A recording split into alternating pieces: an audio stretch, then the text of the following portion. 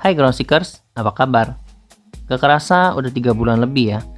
Seiring dengan berubahnya gaya hidup plus ditambahnya situasi corona, selera konsumen pada bentuk laptop sepertinya udah mulai berubah. Semua terkesan suka fashion dan laptop grafis berintegrasi pun gak lagi oke kalau terlalu banyak motif, apalagi warna-warni. Intinya wajib tipis, polos, dan bisa bikin orang lain yang lihat berkata, wow. Dulu gak terlalu laku di pasaran, sekarang semua lagi ganjen nyari yang kayak gitu biar bisa gaya pas bersosialita, atau istilahnya show off kali ya. Apa sih laptop yang dimaksud? Selamat datang di channel Groundsik.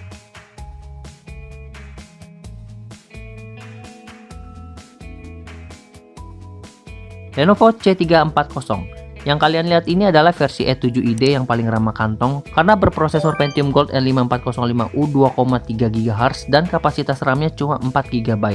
Tapi di sisi lain kalian dapat SSD 256 GB, USB Type-C slot, dual speakers Dolby, fitur Rapid Charge, dan Windows 10 yang lumayan bernilai untuk laptop seharga 5 jutaan aja. Cukup disayangkan laptop ini nggak punya backlit keyboard. Interiornya hampir membosankan karena nggak lepas dari desain Lenovo kelas manapun. Bodi berlapis karet menimbulkan kesan kalem dan profesional. Kurang lebih desain keseluruhannya mirip Flex 14. Kebetulan C340 yang paling murah sampai yang paling mahal tuh sama. Dari luar terlihat premium nan berkelas. Pas ditelusurin isinya, baru deh ketahuan itu versi yang mana. Kan yang penting keren dulu, ya nggak? C340 versi Pentium Gold cuma berlayar 14 inch TN 1366x720 pixels. Kualitasnya nggak tahu mesti ngomong apa, serasa balik ke 10 tahun yang lalu guys. Ciri khas Lenovo layarnya agak kekuningan dan negatif angle-nya terlalu banyak. By the way, viewing angle terbaik layar macam begini ada di bagian atasnya.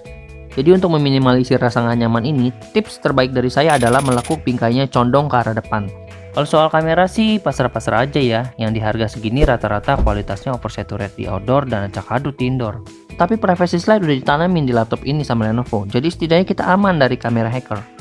Kualitas touchpad tetap seperti umumnya, smooth dan responsif. Dan sekalipun hardware keyboardnya ini tipis, tapi tetap renyah dan empuk pas digunain. Kayak makanan. Dicas nggak dicas, pada sudut layar akan ada gelombang setelah di-touch. Yang selayar ini dibuat dari metal. Saran saya sih ya, kalau pas lagi dicas, tangan jangan basah. Siap-siap aja kesetrum. Baterai 4 selnya punya nilai plus guys. Ngecasnya cepet banget karena ada fitur Rapid Charge. Saya isi dari 24% ke 80% hanya perlu sekitar sejam. OS Lenovo juga punya fitur dimana kalian nggak perlu nyalain laptopnya untuk charge gadget lain atau lihat sisa baterai. Tinggal pencet aja tombol manapun di keyboard, layar langsung aktif nampilin infonya. Terus gimana performanya? Dari tadi Bang Grun ngomongin fisik mulu. Buat office bisa, buat multimedia apalagi. Tapi saya saranin RAM-nya di-upgrade ke 8 GB ya, karena untuk penggunaan YouTube setelah beberapa waktu, videonya itu terlihat delay antara gambar dan suara.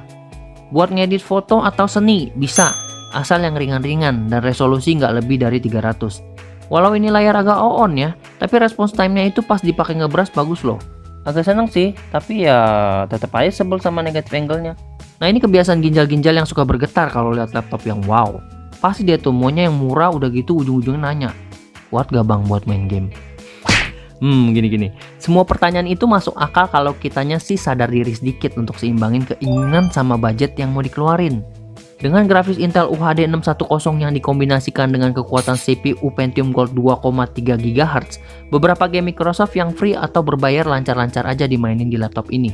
Saya pun udah cobain title lama seperti BioShock Infinite, Resident Evil 7, Tomb Raider Reboot, Alan Wake, atau Assassin's Creed Rogue. Masih bisa dimainin dengan settingan terendah antara 25-30 frame per second. Cuma maklum ya kalau sebagian gamenya itu detail sekelilingnya kayak bubur. Tolong jangan ngarep bisa mainin game semacam Fortnite atau PUBG dengan lancar. Kayaknya kalian salah nyari tipe tuh. Mungkin versi dedicated GPU-nya lebih sanggup kali yang ngatasin begituan. Tapi mesti dipikir lagi loh, harganya itu bisa jadi udah deket sama laptop gaming. Mau? Susah kalau apa-apa maunya harus bisa gaming. Gak ada faedahnya atau produsen bikin varian laptop berdasarkan segmen pasar. Oke, kurang lebih seperti itu pendapat saya setelah kurang lebih 2 bulan nih bereksperimen dengan C340 E7ID. Kalau menurut saya pernyataan spek sejenis ini cocok untuk anak sekolah atau kuliahan sih nggak pernah betul ya. Karena nggak semua anak sekolah atau kuliahan mau pakai laptop yang bisa dibilang ala kadarnya. Malah maunya sampai bisa all socket.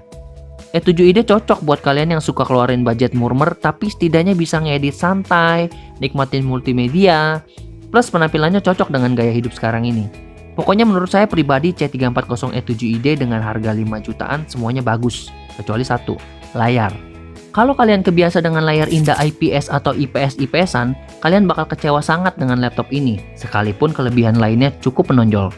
Kalau buat saya sih, untuk laptop comfortable dengan segala kemampuan yang saya sebut di atas, harga 5 juta itu wajib disabet.